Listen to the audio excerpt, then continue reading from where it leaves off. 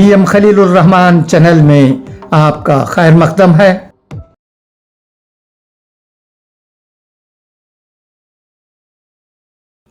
السلام علیکم ورحمۃ اللہ وبرکاتہ۔ مولانا عبدالعظیم عمری صاحب دامت برکاتہم کا ایک مضمون بعنوان شمع رسالت، جو راہ اعتدال مارچ 2026 کے ماہ نامے میں شائع ہوا ہے، اسے میں پڑھتا ہوں، سنیے گا۔ اس رمضان المبارک کے مہینے میں ایسے مضامین کو سننے اور ان پر عمل کرنے کی ضرورت ہے۔ اب پڑھتا ہوں مولانا کا مضمون شمع رسالت، سنیے گا۔ حضرت عائشہ رضی اللہ عنہا سے روایت ہے کہ وہ فرماتی ہیں کہ جب رمضان کا آخری عشرہ داخل ہوتا تو نبی کریم صلی اللہ علیہ وسلم کمر کس لیتے، اپنی راتوں کو عبادتوں میں جاگ کر گزارتے اور اپنے گھر والوں کو بھی جگائے رکھتے تھے۔ ماہ رمضان عبادتوں سے معمور مہینہ ہے۔ اس کے شب و روز ریاضت و مجاہدہ کے آئینہ دار اور اس کے لیل و نہار توبہ و استغفار کے لمحات ہوا کرتے ہیں۔ اس مبارک مہینے کی آمد پر عالم اسلام میں غیر معمولی تبدیلی نظر آتی ہے۔ ہر طرف ایمان و یقین کے مظاہرے دیکھنے کو ملتے ہیں۔ بہکنے والے سنبھلنے لگتے ہیں اور جو پہلے سے دیندار ہوتے ہیں ان کی عبادتیں اور ریاضتیں انتہا کو پہنچ جاتی ہیں۔ ماہ رمضان کا آخری عشرہ تو بڑی خصوصیتوں اور فضیلتوں والا عشرہ ہے۔ یہ اللہ کے عبادت گزار بندوں کے لیے موسم بہار ہے، جس میں ان کا جذبہ عبادت خوب نکھرتا اور ان کا ظاہر و باطن نور ایمان سے سنوارتا ہے۔ بلکہ بعض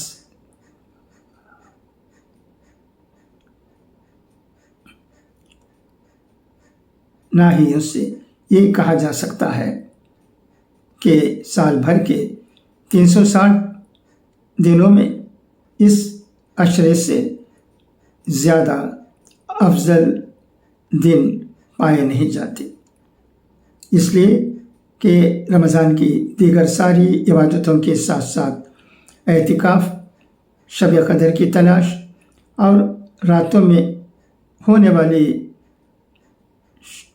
شب بیداری اس عشرے کی وہ خصوصیات ہیں جو اسے سال بھر کے کسی بھی موسم اور کسی بھی مناسبت کے مقابلے میں غیر معمولی فضیلت عطا کرتی ہیں۔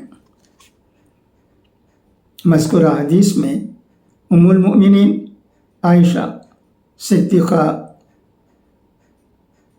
آخری عشرے کے داخل ہونے پر نبی کریم صلی اللہ علیہ وسلم کے اہتمام کا تذکرہ فرما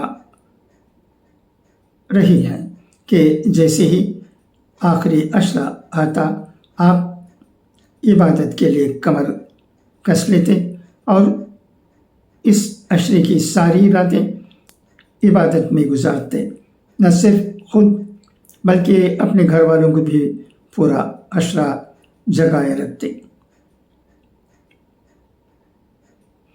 کمر کس لیتے، اس کا ایک مفہوم بعض اہل علم نے یہ بتایا کہ آپ صلی اللہ علیہ وسلم اس عشرے میں ازدواجی تعلقات سے پرہیز کرتے، اس خیال سے کہ عبادت کا عشرہ ہے، اس میں جہاں تک ہو سکے زندگی کی لذتوں سے خود کو دور رکھتے ہوئے زیادہ سے زیادہ وقت عبادت میں گزارا جائے۔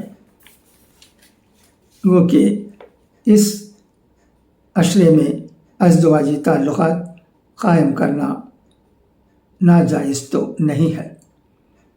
آخری عشرے میں سب سے زیادہ جستجو شب قدر کی ہونی چاہیے کہ وہ رات جسے اللہ تعالیٰ نے 1000 مہینوں سے بہتر اور افضل قرار دیا ہے، اس رات کی سعادتوں کو ہم کیسے حاصل کریں؟ امت محمدی پر اللہ تعالیٰ کا فضل و کرم اور احسان ہے کہ مختصر عمر رکھنے والے اس امت کے افراد شب قدر کے ذریعے مختصر عمر پانے کے باوجود صدیوں کی عبادت کا اجر و ثواب حاصل کر سکتے ہیں۔ اسی شب قدر کی تلاش اور جستجو میں نبی کریم صلی اللہ علیہ وسلم رمضان کا آخری عشرہ اعتکاف کا اہتمام فرمایا کرتے تھے۔ ابتدا میں آپ صلی اللہ علیہ وسلم نے رمضان کے ابتدائی عشروں میں اعتکاف کیا تھا، پھر جب آپ کو اللہ تعالیٰ نے یہ بتا دیا کہ شب قدر رمضان کے آخری عشرے میں ہوا کرتی ہے، تب سے آپ نے آخری عشرے میں اعتکاف کا اہتمام شروع کر دیا۔ آپ صلی اللہ علیہ وسلم زندگی بھر رمضان میں نہ صرف خود اعتکاف کیا کرتے تھے بلکہ آپ کے ساتھ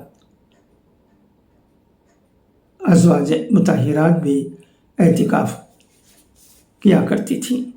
عبادت اعتکاف کی خصوصیت ہے کہ وہ انسان کو ایسی تنہائی نصیب کرتی ہے جہاں وہ سارے عالم سے کٹ کر اپنے رب سے رابطہ قائم کر سکے اور خود احتسابی کرتے ہوئے مقصد حیات کے بھولے ہوئے سبق کو یاد کر سکے۔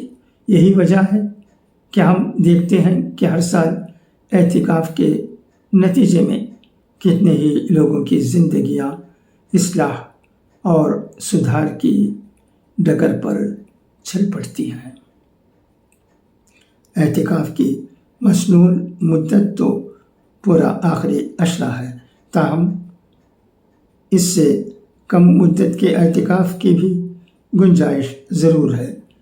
چنانچہ امام بخاری رحمۃ اللہ صحیح بخاری کے کتاب الاعتکاف میں ایک باب یوں باندھتے ہیں: ایک رات اعتکاف کرنے کا بیان۔ اس باب کے تحت انہوں نے حضرت عمر رضی اللہ تعالیٰ عنہ کی حدیث بیان کی ہے کہ آپ نے ایک رات کے اعتکاف کی نظر مانی تھی اور نبی کرم صلی اللہ علیہ وسلم نے آپ کو اپنی نظر کو پوری کرنے کی اجازت دی۔ لہٰذا ہمیں پورے ماہ رمضان کی اور خصوصاً آخری عشرے کی قدر کرنی چاہیے اور اپنی دنیاوی مصروفیات کو کم سے کم کرتے ہوئے زیادہ سے زیادہ وقت رب کی عبادت اور بندگی میں گزارنے کی کوشش کرنی چاہیے، اور یہ ذہن میں ہمیشہ تازہ رکھنا چاہیے کہ رمضان عبادت اور بندگی کا مہینہ ہے اور انسان کی پیدائش کا حقیقی مقصد بھی رب کی عبادت اور بندگی ہی ہے۔ دعا ہے کہ اللہ تبارک و تعالی ہمیں اچھی باتوں کو سننے اور ان پر عمل کرنے کی توفیق عطا کرے۔ اچھا، تو اب اجازت، انشاءاللہ پھر ملاقات ہوگی۔ خدا حافظ، فی امان اللہ۔